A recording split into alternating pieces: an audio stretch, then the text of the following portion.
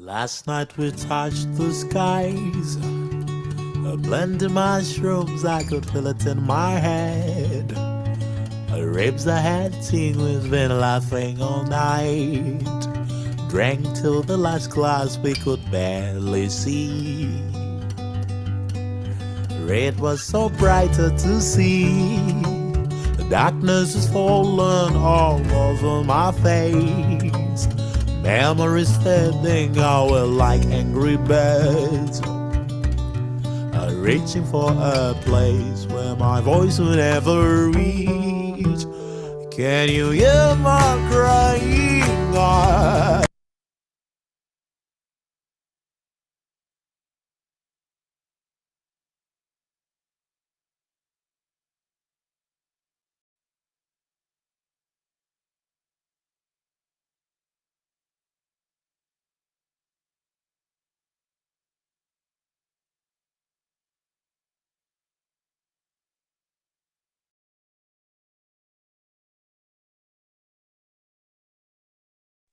Munya, you can go live.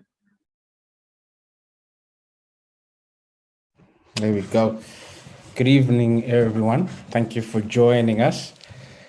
So my name is Munya Duvera. I'm the chairperson of Directors Association, and I'll be taking today's discussion on boards and directors, the business of sitting on boards. Such an exciting Munya, topic. you can go live. Such an exciting topic. Can you hear me? There we go. Good evening, everyone. Thank you for joining us. So my name is Munya Duvera. I'm the chair. Apologies for that. So we're going to be discussing boards and directorships and everything around it. And I'm hoping tonight that I'll be able to kind of give the audience an idea of what it means to be a board member, where it is that you begin, what are the prerequisite skills, knowledge base, qualifications that is needed, because I think that's one of the greatest questions that is always asked around being a board member is, do I qualify? Do I have what it takes? Because there's always been this perception about being a board member that one needs to be of a certain type of a caliber of an individual with certain qualifications, certain achievements, accomplishments, and the list goes on. And I want to discuss a bit about that and really to encourage professionals, entrepreneurs, that we can all be board members and we need more individuals to put their hands up. I mean, we've seen the studies that have been shown that come out on an annual basis of the composition of boards across the country. It's mostly white males and very little women on the boards.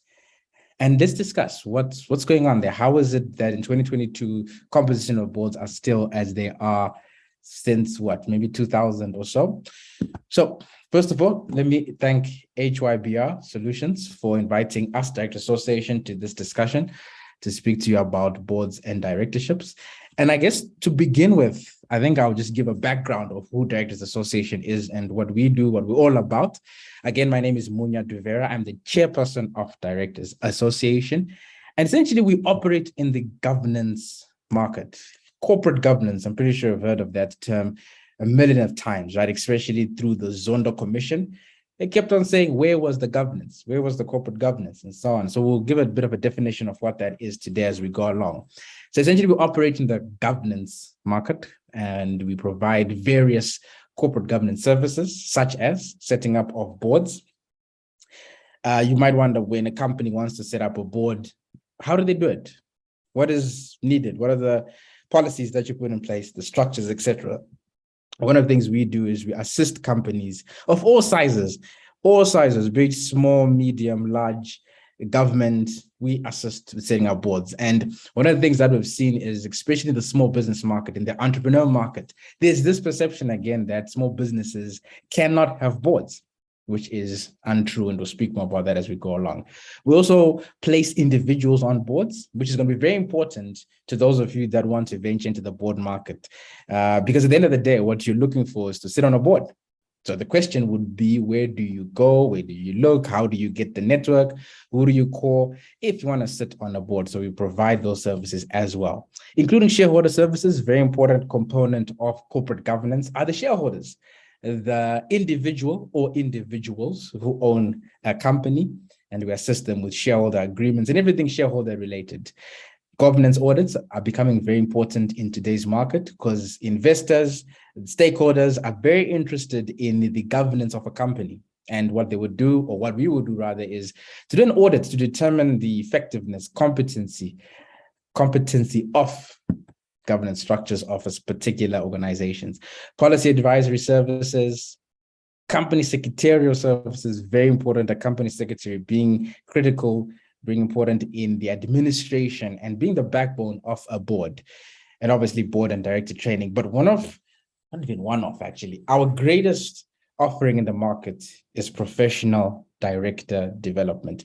This is extremely important because what we're doing here is developing individuals to be board members. We are providing or guiding individuals like yourselves to be board members. And I'm going to speak a bit later on the different types of programs that we offer, that we have at different levels of your journey, of your career, be it you're starting off as trying to be a director, be it you're been experienced in JSC level, be it your government, state-owned entities, but various programs such as that. And I'm pleased to announce that we are back in the boardroom. In the past 2 years, obviously, because of COVID, we've been doing everything online, but we're now starting to do such sessions like this because they're very important. The board market is extremely network driven. It's a very small niche market, and the players in it, they know each other, and you will do yourself a great service if you were to network, know the people, past and present directors. So networking is a very important part of being a board member. So in a nutshell, Director Association, we are member driven. We have about 700 or so members. These are individuals that we have trained over the years and placed on different boards. And our core purpose and vision is to develop competent, ethical directors that can effectively serve on boards, because we have moved into an era where the idea of sitting on boards is of a professional nature. No longer is it something that one does as an afterthought. There is now companies are looking for individuals that have been trained, have experience, that have some understanding of corporate governance, which becomes extremely important. Now, I want to speak a bit about Madam Chair. Madam Chair is our initiative that focuses on placing more women on boards. It's a very important unit of Directors Association, because one of the things we discovered years back when we began was the lack of women on boards. And in discovering that, we determined that we've got to do something about it. So our main objective as Directors Association is to increase women on boards. And we do that through this vehicle, this initiative that we call Madam Chair. And Madam Chair has a number of mandates. First and foremost, raising awareness. And I think that's what we're doing here today. It's very important that more women know that they can be board members. You will be amazed at how many women we have come across who are extremely competent, professional, successful, but they've never thought of entering the board market. And you ask them why, they will say, well, I don't know, I don't know if I've got the qualifications, I don't know if I've got the experience, et cetera, et cetera. So in that, we saw that part of the challenge in putting more women on boards is that there are not a lot of women that are in the board market, right? And even if you ask many of these corporates why the composition of their boards is heavily favored towards men, many of them will tell you that, well, where do we find the women that we can place on our boards? So in that, I do believe that there is a need to bulk up the pool, the numbers of women that can be board members. Obviously, it'll take some time from starting out and getting experience and so on. So part of main mandate of Madam Chair is to raise awareness, just to tell women you can be a board member. And this is how you go about it, which we're going to discuss today. This is how you go about it. These are the qualifications, if any, that I needed. This is where the opportunities are. This is the training that one needs, etc. Developing board members, female board members, soft skills. And I focus on soft skills there because it is the soft skills, the areas that are non-technical that become critical to a board member. And many a times we focus on corporate governance and its technical element and forget about the soft skills, such as the ability to communicate, right? The ability to confidently communicate, the ability to respectfully argue or debate, whichever term you want to use. These become very, very important, because what we've seen is that no matter how technical one may be, it becomes you will not be as competent as you can be, or you should be, if you don't have the ability to express yourself on a board confidently and so forth and so on. And I'll talk more about that as we go along. Number 3, database. What we've done is, through all the women we've trained over the years, we've created a national database. We use this database to place women on boards across the country. Because we're trying to answer or provide the market a solution of that question of, where do we find these women, right? Number 4, lobbying, critical, because at the end of the day, shareholders are the ones that decide who sits on a board. So it's important to lobby shareholders. Which type of shareholders? Institutional investors. Like whom? Like Old Mutual. Old Mutual owns, and the likes of Old Mutual, in insurance companies and all these other investment companies, they own the bulk of your JSE listed companies. Majority shareholders, 29%, 30%, 50%, whatever the case is. And they're the ones that decide board members, because they've got the voting rights, they've got certain, powers as shareholders. And it's important that we lobby them, because they're the ones at an annual general meeting are voting to decide which of the directors sit on the board. So not only them, though, also government. 2019, we went to Parliament and we said, can we create some sort of, maybe a quota system, maybe some sort of policies around how can we nudge companies to start putting more females on boards. Networking, I already spoke about that, very, very important. And finally, mentorship and coaching, because we do see the importance of those that have been there before. How can they provide coaching and mentorship to upcoming board members? So I see there's a question in the chat. How many of your female members sit on boards? Probably say about 60% of them. And these are varying from your small business boards, non-profit boards, some in government, corporates, corporations, and so on. So yeah, it's varied. It's varied. All right. So let's get into our discussion of the day. I think that was just a brief introduction into who Directors Association is. I don't know, does anyone have any questions of Will before we really go into the nuts and cracks of today's discussion?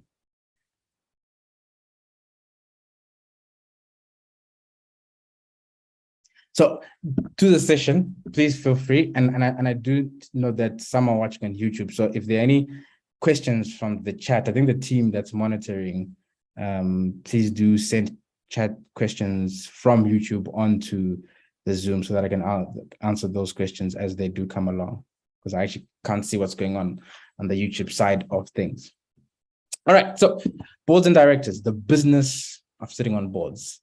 And I like that term, the business, right? We're making it seem as if it's some sort of an idea, some sort of a, but really that's what it is. I mean, if you look at the state of the board market in South Africa, one could say that it's become use the word business, it's become such a structured idea that one can benefit so much from it to pursue their career, to pursue more income and a whole lot of other things that I'll speak of today.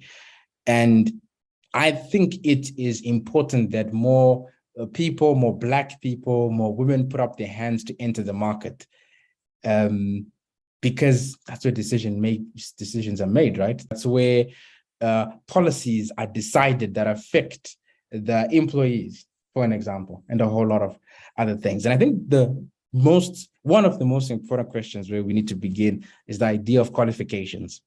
So I pose a question: what qualifications are required to be eligible to be a director?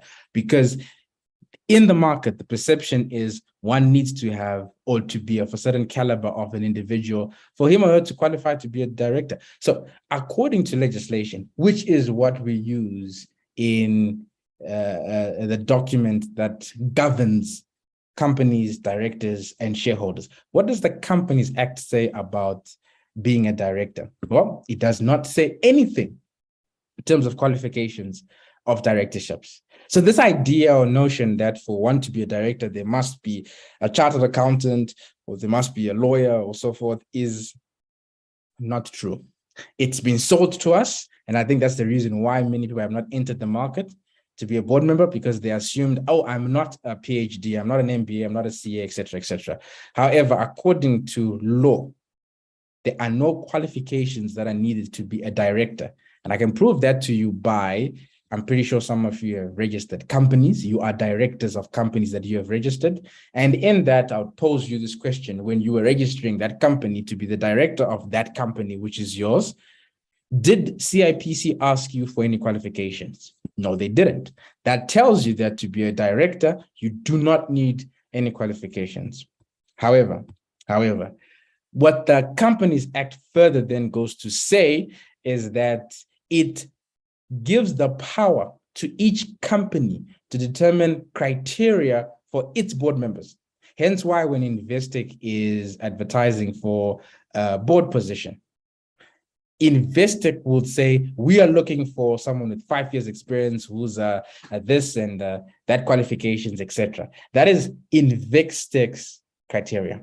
And that is the same for every other company. That then means whenever there's an opportunity, what you have to do then is to determine whether or not the criteria that's being asked of you from that company matches what you're looking for, or what they're looking for rather.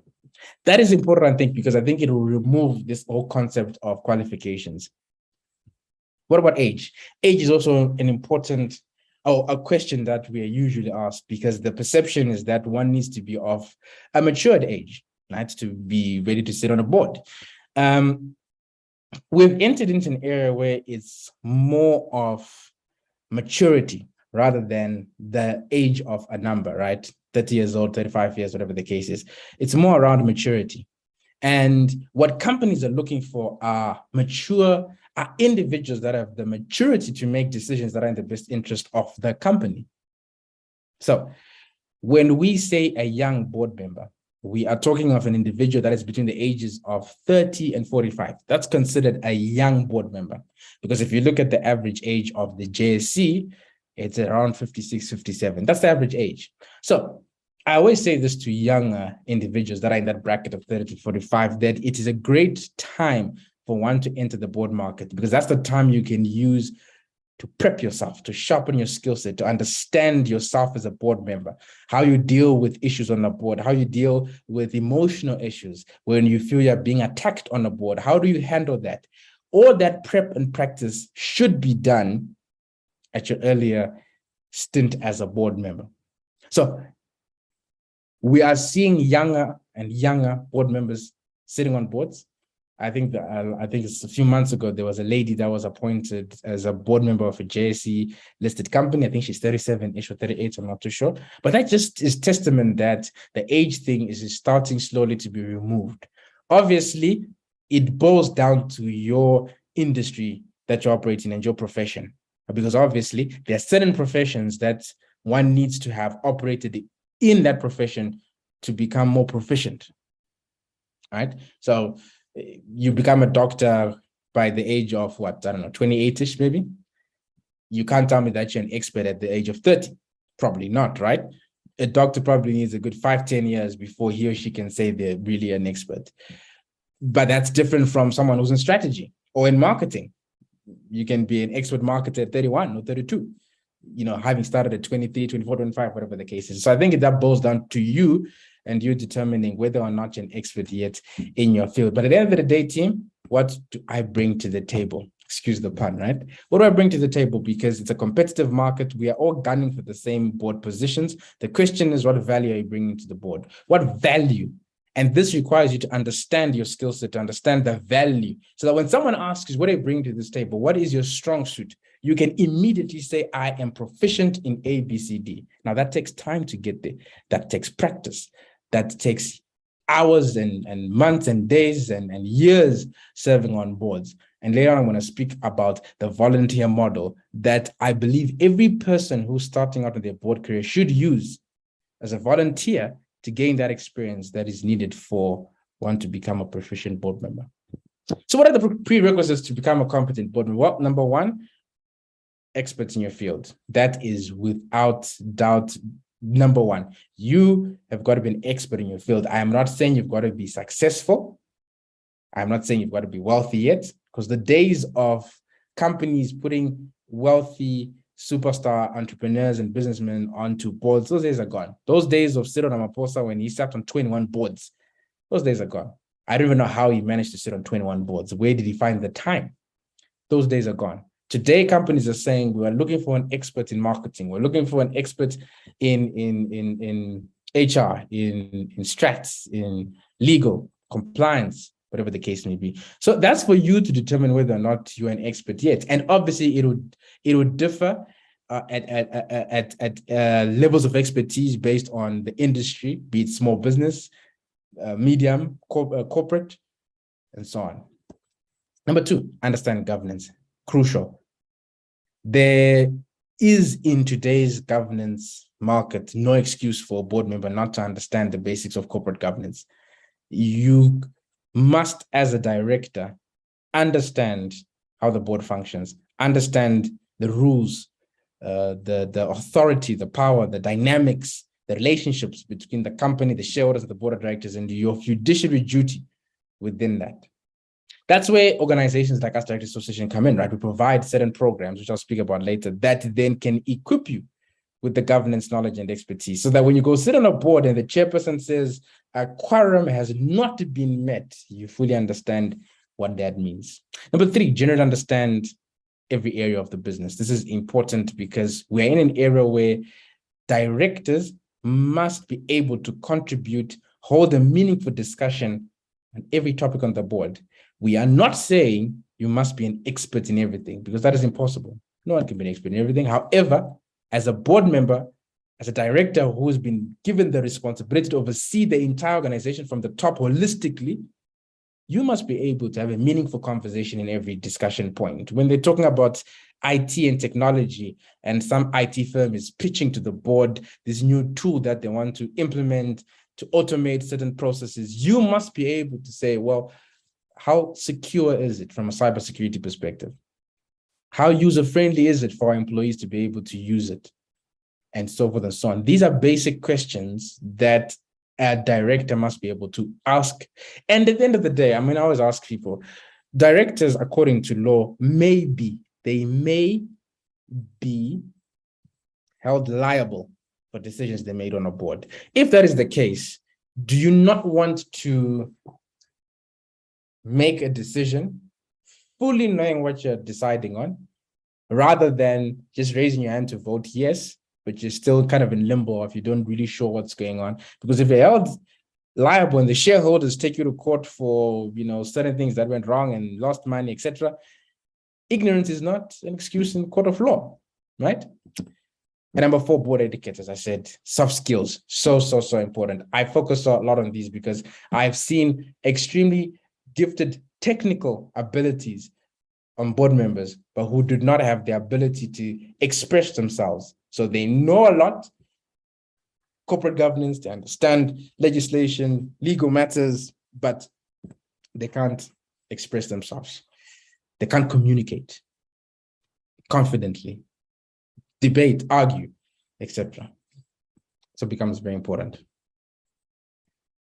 What about time? How much time is required to serve?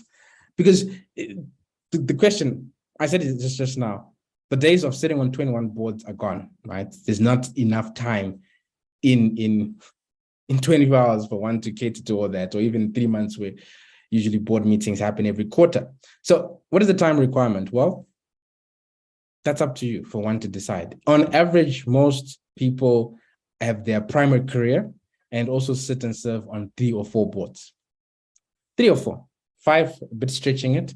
But this is something that you have to decide, because you've got to say to yourself, how much time can I give to sitting on external boards whilst not jeopardizing my primary career, whatever it is that you're doing on a regular basis? And I introduced this concept then of primary career and the secondary career. And I'm pretty sure you might be asking, why would I though want to be a director, right? What are the benefits of me going on sitting on boards? with all this liability that could go on. I'm pretty sure when you saw what happened to Dudumieni, the former chairperson of South African Airways, she was found guilty and declared delinquent, meaning she can no longer be a director on any company board in South Africa. So one might be asking, why would I want to risk such penalties and punishments if certain things go wrong? Well, there are a number of benefits of being a board member. And the first one, which I think is the most important one, is this concept of a secondary career. Your primary career is that which you do on a day-to-day basis. That could be you're an entrepreneur, that could be you work in government, that could be you work in corporate, whatever the case may be. Your secondary career is anything that you do as an additive. Some would call it a side hustle, whatever you want to term you use. We did a study and we found that there are no better secondary career options than sitting on boards. The very nature of governance allows for one to have a very dedicated, focused primary career and have a very lucrative, beneficial secondary career sitting on various boards. Because think about it, board meetings are once every quarter. Once every quarter, you need it once every 3 months. In all that time, you're working, going on your business, whatever it is that you're doing. So you can create, there's a balance that can be created. Hence, I said that many people now are working in corporate, government, whatever the case is, and they're sitting on 3 or 4 boards as their secondary career. So why would one choose to be a director? Well, number one, secondary career, I already mentioned that. Number two, broaden your expertise. Fascinating how or the people you meet on when you sit on a board, that just allows you to expose yourself into different industries, to see different skill sets that you can learn from. I personally have grown incredibly just by sitting on board and meeting different people, different backgrounds, different skill sets, and seeing how they approach solving solutions and etc. Number three, exposure to different industries. What I love about the board idea or concept is that you can be an expert in HR and find yourself sitting on a board of a financial services company. You could be in the construction industry, find yourself in an entertainment business, sitting as a board member. You could be a lawyer in the legal field, find yourself sitting in a mining company as a board member. Exposure into different industries. And that's exciting because all that does, though, is allows you to grow as a person. It allows you to expose yourself, allows you to venture into industries that you never thought you would venture into. Contribute on the highest level of leadership because there is no higher decision-making authority or body than the board of directors. Everything ends with the board of directors. All those policies that you don't like at your work, yeah, that's the board of directors. Now, I always say to people, if you want to change, go to the top. I respect and understand the concept of marching in the street and picketing with signs and so on, because that is important because it raises awareness. It brings the issues to the attention of the general public because you see it in the news. Oh, those people are striking, or those people are marching, those people are, so it's important. However, for effective change, it's done at the top. So I always laugh when I'm in ShopRite and you're standing in the queue and then I see someone arguing with the teller about the returns policy. And that employee is following a policy that was approved at board level. And when I understood that, I stopped arguing with the employees at the floor. It's not in their hands. And I always think to myself at that moment that if you want to change certain things of that nature, you go to the top at board and then you make yourselves heard. Hence, it's very important for Black people and for women to make their way onto the boards, because that's where we can effect change by simply voting on resolutions that then make the difference. Increasing your value in the market. I'll tell you a story. One of our members, we did training when she was applying for a certain position at this job. She called us, very ecstatic, very, very excited. She got that post because the company said, you have governance expertise and understanding that gave you the edge. And what I saw from that was, wow, it increases your value in the market. The whole concept of, I sit on that board, I'm a board member. It's one of those things that just brings a prestigiousness, for lack of a better word, to you. Contact and business opportunities, for those that are entrepreneurs and so on, these are the decision makers. The boards decide. And I'm pretty sure if you're an entrepreneur, someone wants to climb the corporate ladder, knowing what's going on and knowing those people will be extremely beneficial to you. What about a retirement plan? Retirement plan. Because what I've seen many a times, and I can safely tell you this, that there are people currently who are using sitting on boards as a retirement plan. They have retired at 40, at 55, 60, 65, and they're sitting on boards, earning money, still earning money. How do you get there? Obviously, a planned, structured approach to it. And number 9, finally, second or additional income, which is extremely important. Later on, I'll talk about the different fees that one can earn whilst being a board member. So I want to pivot a little bit, but I think I'll take any questions. Does anyone want to ask any questions whilst we're here at this stage? Or team, if there are any questions from the YouTube, I'll also take them now. So I'm one of those where as we're doing the discussion, I like to kind of cover those questions that may come up instead of heaping them all at the end of the discussion.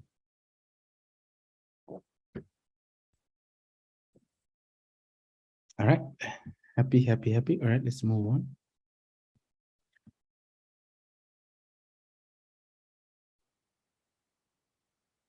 So I want to pivot a little bit and just kind of assist us to have a clarity. Oh, there is a question. Sorry. How does one increase visibility of one's profile for the board market? Yeah, that's an important question. Okay, I'll tackle that at the end because that's not kind of aligned to what we had discussed just now. So please bear with me. I'll tie that in. There's a discussion around that a bit later on. Unless someone has a question around what we just discussed. But that's an important question as well that you just posed, and I'll tackle that just now.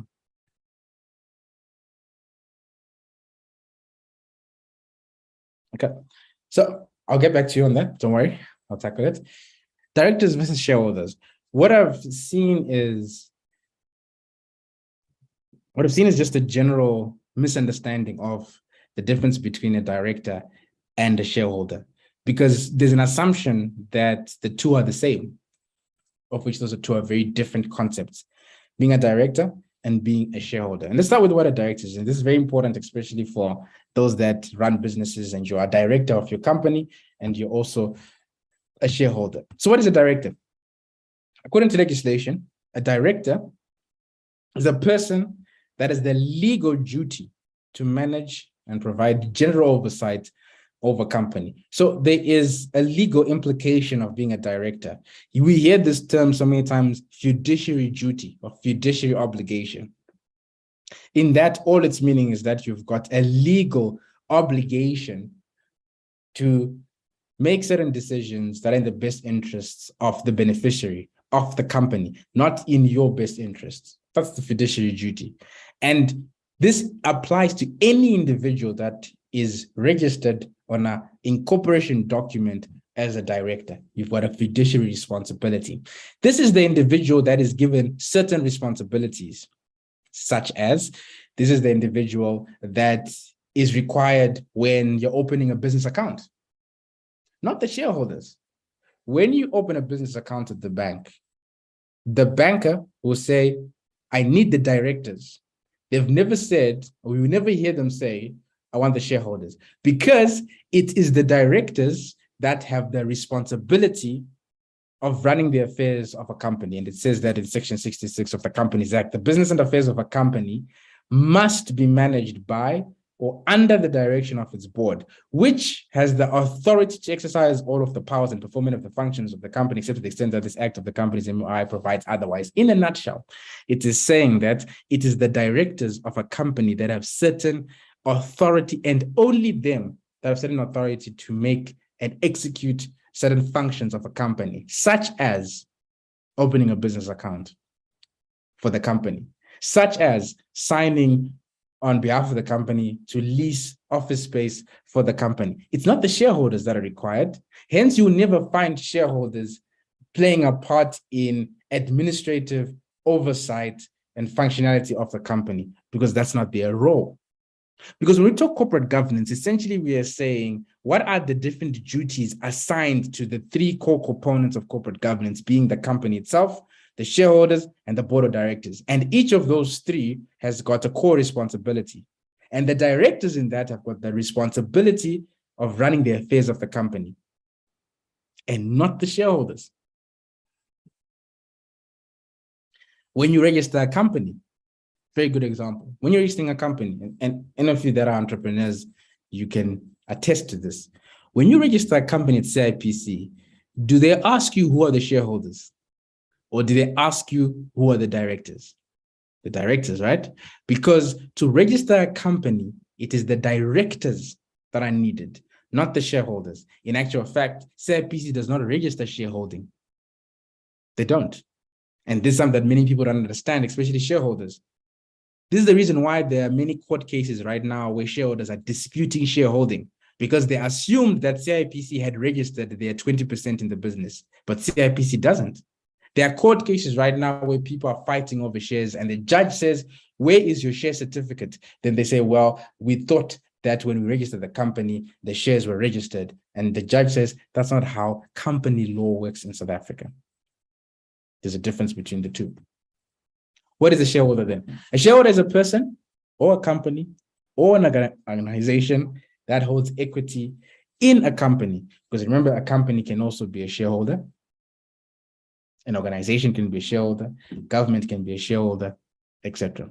These are the ones that now have the responsibility of making certain decisions at an annual general meeting. These are the ones that have got certain powers to make rules for the company through the memorandum of incorporation. If you're a shareholder, then my last point on this slide would be, I would encourage and make sure you've got a share certificate that proves that you are a shareholder, something of this nature. Right, this is kind of one of those old type share certificates that you find that were back in the day. But it's very, very important because this covers now share governance, shareholder governance. Now, the importance of this is that there's a difference between the two. However, you can be both. You can be a shareholder and a director, of which then is what is called a non-executive director. A non-executive director is an individual who is a shareholder and also sits on the board, but does not play a day-to-day operational role like your executives, your CEOs, etc. That's a non-executive, that's a shareholder who's a director. So you can be both, or you can be either or. Does anyone have any questions on that topic? Anything for clarity? Happy?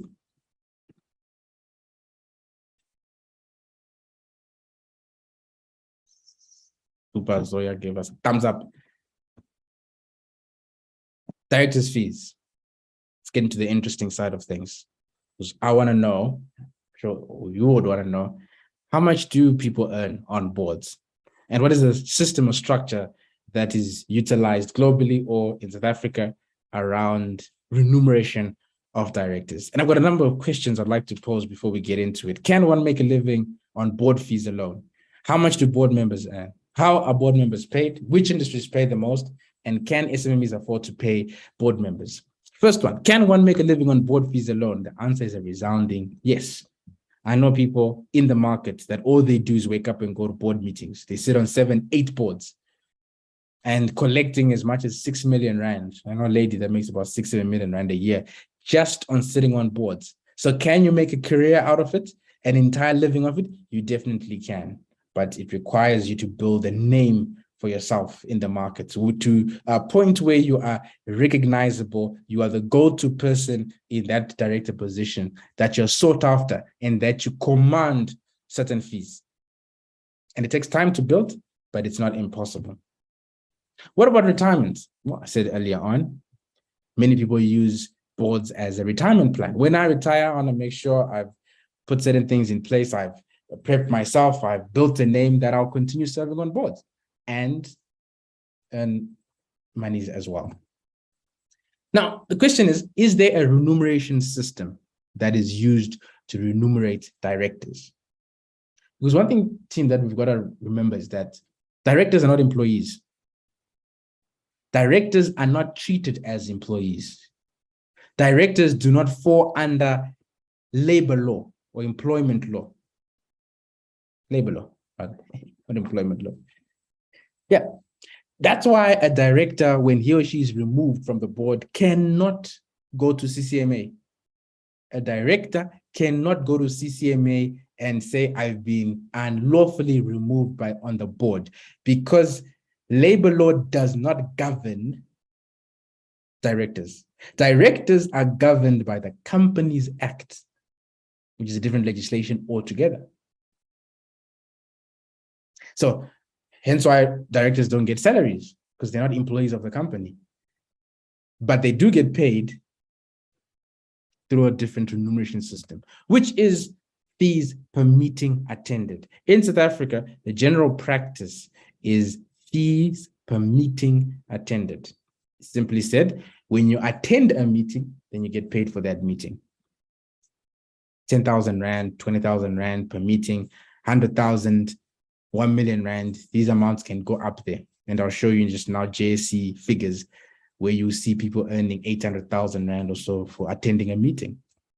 Number two, retainer. Some companies use a retainer system where they will pay their directors on a monthly, but that's very rare. Most companies would rather use a fee per meeting system. You can also get paid fees for additional work, site visits, and so on. Because remember, board meetings are 4 in a year. 4 in a year. In between, the company might ask you to do some additional work, such as to go represent it at a trade fair and so on. And then one might be paid for that as well. Stock options are a very important remuneration system. And in that, what they're doing is companies are offering stocks, shares to directors. This is something we see, especially at small business level, where small business don't have the money to pay board members. So what they'll do is they'll offer them stock options. And in that, it would be if you stay on for a period of 3 years and you manage to take the organization to a certain level, then your shares will become vested and then you can cash out and then you can become a shareholder. So stock options are an extremely important element of remuneration, especially among small businesses. And occasionally, obviously, directors can be given, holiday trips, seasonal box tickets. This is now obviously at corporate level where there's a whole lot of money around that. The question in the chat is, what are the tax implications of earning director fees? Well, it's the same as when you earn any other income. You are taxed as a director. You have to, the rate is, I think, 20-something%. So it's the same as every other income that one might get. You have to declare and say, I earned additional income for being a director, etc. So it's nothing that is complicated out of the ordinary. It doesn't fall under PAYE of the company. Doesn't fall under that. Who decides though? Who decides what directors earn, how much they earn? So what we have is this committee called the Remuneration Committee, also known as REMCO. What we find with this committee, and let me begin by saying, it's not a committee of HR, of the organization, operational stuff. HR does not determine director fees. HR determines fees of employees. Fees for remuneration for directors are done by a committee called the Remuneration Committee. This is a committee of the board of directors. So at board level, they are board committees. These are what I like to call small teams, small pods of teams that the board creates that are then given certain responsibilities. And these you might have heard of: your audit and risk committee, social and ethics committee, nominations committee, legal and compliance, IT committee, strat committee, executive committee. These are all committees of the board of directors. And one of those is called the Remuneration Committee, also short REMCO. And this committee has got two functions, two very important functions. And here we're looking at it from the most structured system in the market, which is obviously your JSE listed companies. This is how they do it. This Remuneration Committee is responsible for creating two types of remuneration packages. One for the executive directors, these being your CEOs and your CFOs, your chiefs, right? The chiefs. And number two, the non-executive directors, these being directors that sit on the board, but are not day-to-day operations. Your non-executives, the chairperson, and the independent directors. So what this committee will do is they will create remuneration packages for the CEO and the CFO. And once they've created those packages, they will then recommend them to the board of directors. The board of directors will meet and they will vote in a resolution to either approve or not the recommendation of the remuneration committee. If approved, then the CEO is given that waiver package. So it's the board of directors that determine CEO packages, salaries and bonuses and share options and commissions and the likes. That's the first one. Number two, they also determine then remuneration for non-executive directors. And these are those fees I was talking about, fees per meeting attended, stock options, if any, etc. Those then, when they create them, again, they recommend them to the board of directors. The board of directors then makes a determination, they vote. If they vote to approve, they then recommend further to who? Shareholders. Hence why at every AGM, annual general meeting of Sasol, for example, Sasol shareholders will vote to approve remuneration of the directors. In that is written, directors are being paid 300,000 Rand per meeting. And the shareholders will vote in a resolution to approve or not to approve, depending on. So how much are these figures that we're talking about? So I'm gonna look at it from JSE to small businesses, to government, to non-profit organizations. So you just have a general holistic view of it. Well, last year, the highest paid director earned 16.1 million Rand. This is the highest paid director who is a chairperson. So the chairperson is generally the highest paid director on a board. And that's because he or she, or rather that position, has got more responsibilities and does more work than all the other board members. So the chairperson is the highest paid director on a board. So people always confuse this with the CEO. And many people would then say, no, but the CEO gets paid more. I said, well, the CEO is an employee of the company, does not get paid fees. CEO gets paid a salary each month, 3 million Rand, 4 million Rand, some of these big CEOs. The chairperson doesn't get that. The chairperson gets paid when he or she does work at a meeting. So those are two different things. So who's the most powerful person on a board? It's the chairperson. When you sit at a board meeting, it's the chairperson that's in charge, the chairperson that's in control. Even in some cases, the chairperson can fire the CEO, depending on the rules of that company. Who's the most powerful person in the company? It's the CEO. So it's important to separate those two structures. And that's what corporate governance is. Corporate governance is understanding the different structures within a company and how they function, how they operate, and who has what authority, hierarchy, etc. So at boards, chairperson is in charge. In the company, CEO is in charge. Because day-to-day stuff, that's CEO stuff. So the chairperson last year earned about 16 million, right? That's the chairperson of AB InBev, I think, if I'm not mistaken. Your other JSE companies will earn around 3 million Rand, 3.1 million Rand as a director. Your mid-sized companies around 845,000-ish per meeting and so on. Your unlisted companies now, these being now the rest of the market. Your small businesses, anything from not paying you at all to 1,000 Rand, 10,000, 15,000, etc. That all depends on the company. Now, this is where now there is no formal structure in the market, because many people always say, what are the standards of, what are averages that small businesses pay? I said there aren't none, because it depends on the small business and what it can afford. At JSE level, we can have those figures because there's kind of like a standard norm.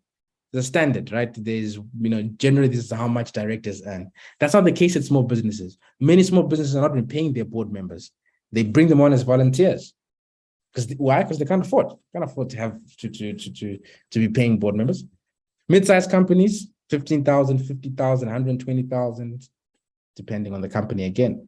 Public sector, many people say there's no money in government. Well, Dudu Mieni, before she was exed, she used to earn 4.3 million Rand as a director of South African Airways. So quite a hefty amount. And then the nonprofit sector, mostly volunteers, similar to the SMME sector, they don't have much money. What about industries that pay the most? Well, invariably, your mining companies, you find, I think there are about 4 of them there. These are the big companies that pay the most. So if one has aspirations to earn the highest or to earn a lot of money as a board member, you want to be eyeing your financial companies, you want to be eyeing your your mining companies, and obviously in between you got your Naspers, you got your Process, your Richmond, those are the companies, FirstRand, obviously. But to get their team, it's one of those where one really has to position themselves and say, I'm going into the market, I'm going to develop myself, I'm going to practice, I'm going to give myself time to become good at what I do, so that in the near future, I can become a board member. Any questions on fees, team, before we move on? Any questions? Fees?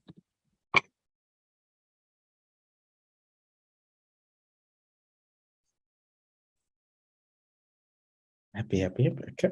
Now, the question then, very important. Where do we find these board seats? Where do we find them? And how to find them? I think is also quite a critical question in that as well. Well, they're professional networks, online vacancies, volunteer model, referrals, and associations. And I'll go through each one of them. But the most important item here is one deciding to enter the market, one being purposeful in their approach, one being strategic in what they're trying to do. Because if one wants to build their career in the board market, they must be focused, they must have a plan and say, I have a goal. I want in 10 to 15 years time to sit on JSE listed boards. And then you say to yourself, how am I going to get there? What do I need to do to get there? So let's start with the how side of things. How are board members placed on boards? Well, it starts with this idea called nomination. Pretty sure you've heard of this concept. The nominations concept, the nominations process. This is a process or idea that began some hundreds of years ago, I would assume, in England, Britain, where old gentlemen's clubs, right? Where men used to meet, white men, let's be specific, used to meet to play golf and do business, etc.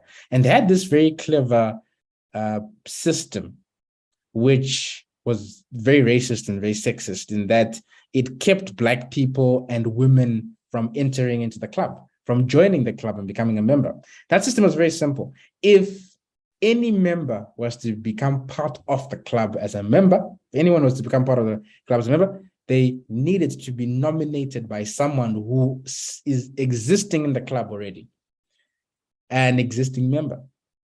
By so doing, if no one within the club would nominate you, you have no way of becoming a member of that club.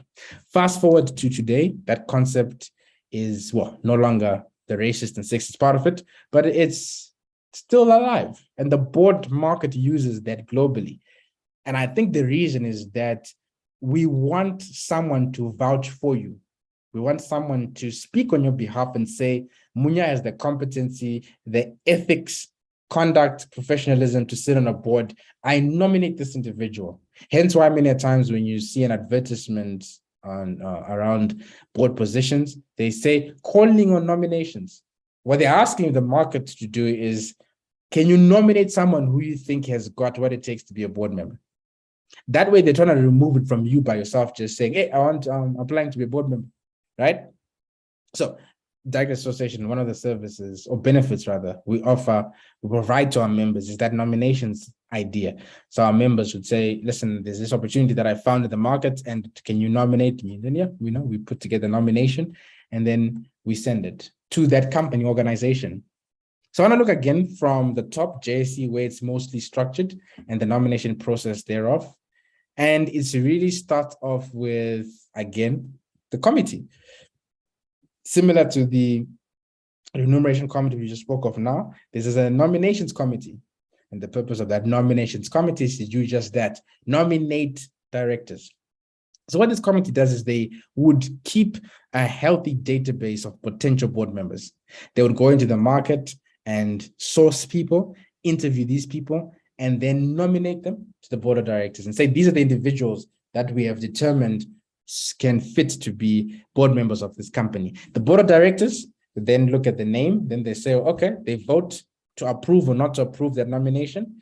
And then if the board approves, it then is taken to the shareholders for the shareholders to vote to approve that nomination. Because at the shareholders meeting, every year, Sasol, Investec, ABSA, all these corporates, they are voting to appoint directors every year, every single year. Hence why at JSE level, company directors, they step down after 12 months. They step down by yourself. You step down and then you stand for re-election and you are voted for on again. So it's different from like your small businesses where one is given a 5-year term to be a board member. At JSE, you have got 12 months. And after that, you step down and then you're nominated again and shareholders vote again to approve, to appoint. What about in the public sector? Well, government, by the nature of it being public sector, there is a public nomination system. They advertise to the entire world, and they're giving you, the citizens, an opportunity to apply for those opportunities. And again, it's a nomination. You'll find DTI is calling for nominations. They did what recently, Lotto had a new board and they called for nominations for board members for Lotto, right? It's a public system. And at the end of the day, it gets to the shareholder who makes the decision. Who's that shareholder? Government, right? Hence why Pravin Gordhan and his team can decide who sits on Eskom as a board member, because it is an agency, well, that's been assigned the responsibility by government to handle such responsibilities. Because many people always say, well, why can't we decide who's going to lead Eskom?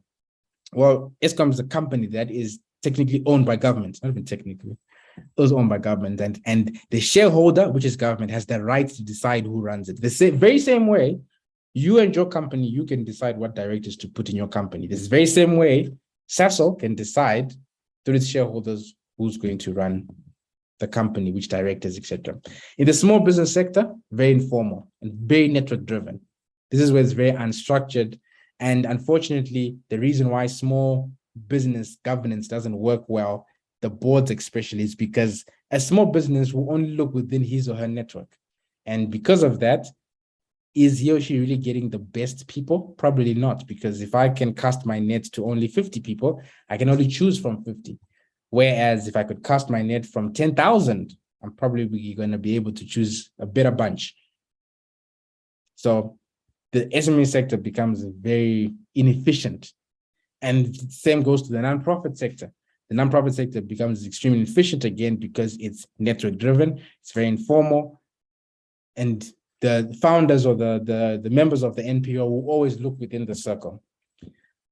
But I want to turn our attention into other types of boards, because whenever we talk about boards of directors, in most cases, we are looking at your JSE boards and your government boards and so on. Whereas there are other boards that we should look at, such as colleges. How many colleges are in the country? A bunch of them. Pretty sure we've walked past some of them when we're in the town, etc. And all these boards are required to have a governance structure, a council or some sort, for them to be accredited and so on. They need board members. What about body corporates? I always say a body corporate is a fertile ground for one to practice being a board member, because remember, if you, according to law, if two or more houses are within the same vicinity and stay together within the same vicinity, it forms a body corporate. And there must be people that are assigned to run the affairs of that grouping. Hence why all your complexes and estates and have body corporates, because by law it's required. Who then becomes these people that sit on this body corporate? It's people that stay in the complex, the owners of these properties. So I say to people, well, if you are staying on, raise your hand and go sit on one. It's a good way to get experience. In fact, even the law says that these people must get paid. So you can actually make a bit of money from that. Not a lot, but something. Trusts, very important. Trusts are also a good vehicle for one to choose. You might end up becoming a trustee and sitting on a trust and gaining some experience as well. Sports academies, community-based organizations, and the list goes on. What about the where? So that's the how. What about the where? Well, networks, vital. It's a very network-driven concept. Very network-driven. The more people you know in the market, the better for you. The more people, big past and present directors, the better for you. So hence why for our members, the Directors Association, we facilitate networking sessions. We haven't had any because of COVID, but in September, we're starting again to create these, because the more people you can meet and talk to and exchange business cards, say, hey, what board do you sit on? What are you doing? The better for you. Associations, such as Directors Association, they become very important because this is where, when companies and organizations are looking for board members, they know that these associations house board members. So on a regular basis, we get companies that call us and say, hey, who do you have who's got this expertise, who's got this qualification, who's got this experience, and et cetera, et cetera. And then we'll go into our database and then we say, well, here are 3 CVs, 3 profiles. So I think it's beneficial to be part of a grouping, a membership, an association that is within the market. And there's Directors Association, us, there's Institute of Directors, and so on. Recruitment firms also play a key part in placement of directors. As you know, executive search firms and recruitment firms, and so on. And online being, the only thing I don't like about the online is that it's not structured enough, right? You get opportunities from other parts of the world. You get opportunities that, so they're not structured enough. So I've never really relied on opportunities, board positions that are advertised online. In closing, I want to introduce this advisory board program, though, because where we have lacked as, the developmental part of board members, directors, because I hear many a times people say, I want to be a board member and I'm going to go sit on the JSE. And I say that is impossible. Not impossible, but very hard to do. From one day you've never sat on a board, no experience, and then tomorrow you're sitting on the JSE. Even earning money from a board, I want to earn 100,000 a meeting or 50,000 a meeting. It takes time before you can do that. You need to build a name for yourself. You need to build a brand of competency of yourself to a point where now the market recognizes your ability, and then you become sought after. Then you can command fees such as 100,000 rand a meeting. It just doesn't happen. So what we did is we created this advisory board program for the purposes of filling in the few voids in the market, a few gaps that are in the market, such as, number one, I said earlier on that the small business market and the nonprofit market is very fragmented. It's unstructured. It's very difficult to find willing board members to serve on small business boards. That's the one side of the problem. On the other side of the problem is you got individuals like yourselves who are entering the board market. You don't have the experience. You've never sat on a board. You won't get a paying board on the JSE because you got no experience. And now you're left in the limbo because you want a job, you want a board seat, but you don't have the experience, etc. So what we created is this advisory board program where we are creating boards for small businesses, for nonprofits. And what we do with that is the people that have gone through our program, we place them on these small business boards for the purposes of gaining experience. There will be volunteers because small businesses don't have money to pay. Win-win situation because the small business gets the advice and the oversight and compliance structure that it's looking for. And at the same token, you, the director, the board member, get the experience that you're looking for to put theory into practice. All these companies act, company law, etc., you get to put into practice. So it's a very important program, very important element of what we are doing. We've been doing it for a couple of years now. And we've seen a lot of success through it from both sides, where small businesses get better in their operations, the strategy, the oversight, and the same token, the members that we place on these boards, they get that experience. And after a year or 2 years, you can see that they've got a bit of confidence now. And then when you start applying for paying board seats and they say, do you have experience? You say, yes, I do. I've sat on a board before. Doesn't matter that if you are not getting paid, does it? Okay, team. So in closing, I want to talk very, very quick. Any questions, actually, before I go into this last segment?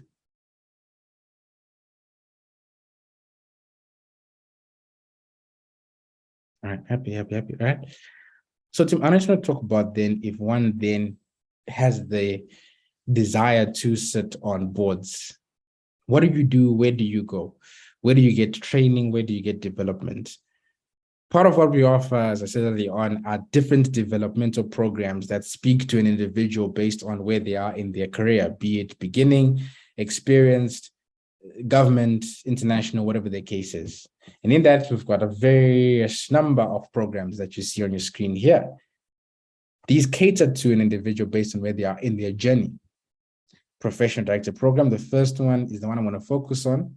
who speaks to beginners, anyone that has never, excuse me, that has never sat on a board before, never had any experience, and is looking to be developed, to be trained so that they can develop that competency. Then we've got a qualified director program for those that want to step up now to your more technical corporate boards. Then we've got a certified chair program, as the term suggests, for chairpersons. There is an assumption that every director can be a chair. That is untrue. It is actually not as easy to chair a board as it might seem to be. So hence we developed this about 2 years ago, and we develop and train individuals that want to chair the board. Certified company secretary, for those that want to be company secretaries of the board.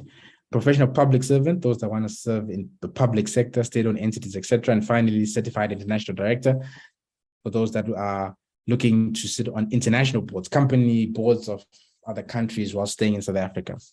But as I said, I want to focus only on the professional director because the importance of these discussions is to get people to enter the market. Where do you start? And this is where one can start from a directors association perspective, professional director program. And I'm going to run very, very quickly through the program with you and the different steps that it has. And then we can have any questions before we close. So this program's got 5 steps. And as I said, it's for anyone that has never had any board experience, any board training, has never sat on a board. In fact, if you heard corporate governance for the first time today, this is the program for you. This is the program that's going to take you from point A from the beginning and walk with you in your understanding. And in that, on your right-hand side are the different modules that we provide: corporate governance and ethics, independent directorships, the role of the board, corporate strategy, reporting, board committees, the works. These are what I was saying earlier on, that you must be versed in all areas of the board, the business's operations to a general degree, right? We're not saying be an expert in everything, but you've got to understand reporting and the purpose of reporting and the way it's done from your executive, from departments actually to exec, from execs to the board, from the board to the shareholders. The framework around reporting, you have to understand it. On your left-hand side here, how is it delivered, the training component of it? Well, there's boardroom setting for those that of you would say, you know what, I want to be in the boardroom and sit amongst other trainees, candidates, and experience the training that way. So we will begin in September again to provide these trainings. Spread over 3 weeks, once every Friday from 9 a.m. to 4 p.m. Or if one says, you know what, I prefer the online version, as we're doing on Zoom like this, we provide that every Saturday morning from 9 a.m. to 12 p.m. over 5 weeks. So it's 5 sessions over 5 Saturdays. And that's not an option that one has to decide to say either in person, and our offices are in Sandton, right opposite the Sandton Convention Center. So you would have to travel, obviously, to come to the boardroom for the training. Or you might say, you know what, I'm comfortable in front of my laptop, get my blankets on a Saturday morning and go to the training. Soft skills, I've said from the beginning, very important component of being a board member, the leadership element, the professionalism, confidence, ability to communicate, ethical conduct, conflict management, etc. These are very, very important. You will find when you sit on a board how egos collide. I've always been fascinated about the concept of a board. It's bringing 6, 7, 8, 9, 10, 11 people from different walks of life, experts in their field, successful in what they're doing, with a chip on their shoulder, and you say, come together, put them together, make decisions for the company. And I think what we forgot in that is, well, what if these people don't like each other? What if there is, there isn't an harmonious environment within? And it happens more often than you would think. Hence why we really had to focus on the emotional intelligence side of things, how to deal with conflicts, how to deal with, we hear people saying, they always attack me at a board meeting. Every suggestion I bring, they shut it down. And I starting to feel like they're personally attacking me. How do you deal with those issues? And so forth and so on. So very important as well, these areas of, obviously we provide different study materials, the Companies Act, the Professional Company Director, which is a textbook that we created, and other supporting material. Assessments, very important. We've got to assess whether you have understood theory that will train you. So we do have exams that one will have to take. And then the step 3 will be board practicals. This is an important and exciting phase of the program where we put you into teams of 7 to 8 members, trainees, and you hold a board meeting. We give you a fictitious company, financials, a whole lot of scenarios that the company is facing, and you host a board meeting. And you've got to vote, you've got to debate, you've got to present solutions, you've got to make recommendations, and you've got to do resolutions, et cetera, et cetera. It's an important exercise because it allows us to look at your performance, your contribution, and a whole lot of other items in there. I'll speak about the certification at the end.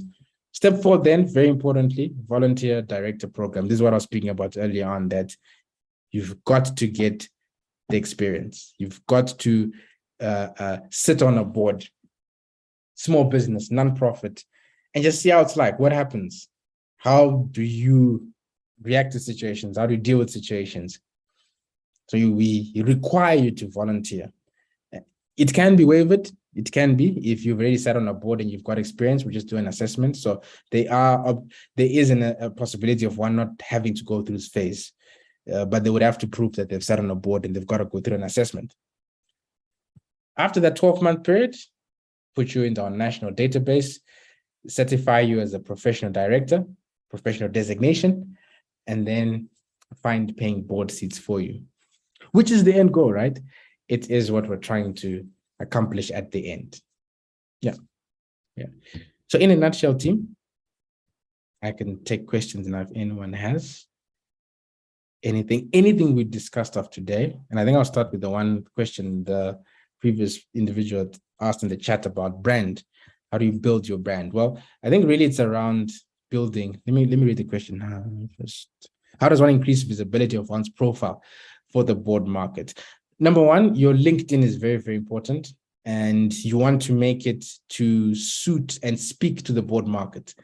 So that might mean removing a whole lot of noise around your profile, right? Because sometimes you get onto a LinkedIn or even your physical CV, you look at it, there's a lot happening.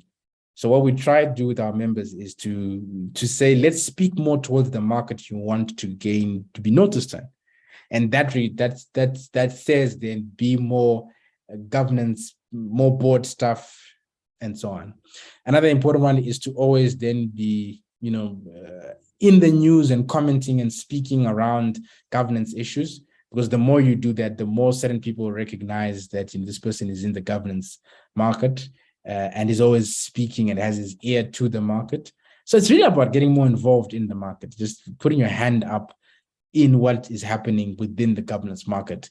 And very few people do that. Very few people are recognized as governance experts in South Africa. That's because they haven't played around that area. So I actually think it's a fantastic opportunity for anyone to actually enter that space and own it and become the voice and become those, the recognized voices of governance. In a nutshell. Anyone else, team, with a question? Please feel free. And you can even speak. You don't have to always put the question in chat.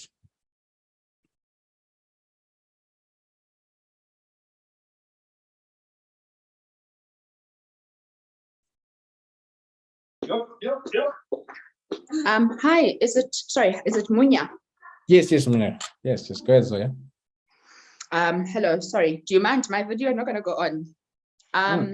Maybe just to say thank you so much. I think this has been insightful for me and hugely informative. And I step in as somebody who runs a small business, but who has heard this buzz around, if you're wanting to build credibility, you should start looking to sit on a board. And so I have two questions. The first is, and I may have missed this in the beginning, I did join a little bit late. As a small business, should I be thinking about my own business getting to the place where it might need a board? I'm not sure. And the second is joining boards about lending your I'm trying to think, your professional expertise garnered over years to growing a company. Is it just about the financial gain? Because again, as somebody who's not well schooled in this, the perception I have about boards is that it's just for people who who over the years have kind of, I don't know, who've gained certain expertise, and then they sit there and they have a meeting every once a year and they earn a lot of money for doing mostly nothing. And so I may have missed some of this if you started up front with it, but it just feels like it's the buzz. Everyone is saying, join a board, sit on a board, but I've never been able to fully appreciate the value. One, for my own personal development, and two, whether it's just that people earn, what is the thing around it beyond it just being kind of the buzz and everybody being told, you want to sit on a board, it builds your credibility. Yeah. So thanks for those questions. Yeah, it does build your credibility. Yeah, it does increase one's equity, if I were to use that word, especially if you're playing within the corporate space as an entrepreneur. Get to meet a lot of people. So the slide you have here kind of summarizes some of the benefits of being a board member. Outside of the financial gain, there are many other benefits. And I've always said to people, you've got to decide why you want to be a board member. If it's for financial gain, fine. There's nothing wrong with that. If you want to go make a whole lot of money, fine. Some people are making a whole lot of money on boards, so be it. But there are other areas where one can benefit greatly, such as I said earlier on, the contacts that one might meet, because decision makers that's on the board, contributing on the highest level of decision making. That's where change is made. That's where people or company makes decisions of retrenching employees. Who decides that? It's the board of directors. And if you want to effect change, so there are many areas and many reasons, such as I spelled out here, that one could be a board member. And I encourage everyone, especially Black people and women, to enter the board market, because you will discover once you're there, right, additional benefits that you might not have thought of. Number two, to your question about gearing your company for a board, absolutely. It's something I think you should start even now to think about it. It brings so much credibility to your business. Just by you having 3, 4, 5 people that are giving you advice, that are assisting in certain areas, that you're accountable to, that can assist you in compliance in other areas. I mean, we did a study of American businesses, and we just want to say, well, how is it American businesses are so much more successful? One of the key areas is around governance. It's a norm in America when you start a business to have an advisory board. And funders are more comfortable. So I'll email this to anyone that wants it. We did this whole study and we released a document around it. We found that funders are more comfortable with a small business that's got a good support structure than one that doesn't. And the support structure that we all know of is a board. Because now the fund is saying, okay, so I see you got 6 experienced people that are going to assist you in creating a business plan, having oversight of this and A, B, C, D. So I would encourage you to start thinking of a board for your own organization. Oh, sorry. I'm choking. Yeah, so I hope you have. Oh, I'm so sorry. I was choking there. I wanted to say thank you so much. And then the follow-on question, I suppose, becomes, would a necessary first step then maybe be about potentially signing up on one of your courses, as I think about the steps I would take to set up some kind of board for my company. So I hear the bit around, developing myself in terms of sitting on boards. How do I go about setting this board up for my own company? Yeah. And I think the that's points you've made are valid. That advisory board, the credibility it gives your company as you're wanting to scale, all of that's relevant. What are the steps I take to set it up for my small business? Yeah, and that could be one of them. Do one of our programs which teaches you, because we don't want a gap where you don't understand governance, but your board understands. Hence, then there's always a friction. We always ask ourselves, why is it many a times founders are fired from their own boards? Most famously, obviously, was what's his name? Jobs, right? He was fired from the company he started by the board. Now, we did a study that we saw that it was really around friction of not understanding governance, where the entrepreneurs didn't know what they were doing, and the board did not know how to relate to the entrepreneur. So there needs to be training on both sides. You, the entrepreneur, understanding then how do you relate to a board? What are the expectations and so forth and so on? And at the same token, so a good starting point would be, yes, develop yourself. And whilst you're doing that, I think, we can have a separate discussion off here, is we do provide advisory boards to SMMEs with people that have already been trained. So, it can be something you can do. Same time, whilst you're training, we're already setting up your board with volunteers that are going to come serve on your board. You don't have to pay them, and they are providing you with that guidance and oversight and so forth and so on. Yeah. So team, in all our programs, we are providing obvious August discounts for all the ladies out there, because it's Women's Month. So I don't know how we're going to do it. I wanted to share a link. I think I just put in the chat, and then you guys can see it. And let me do that.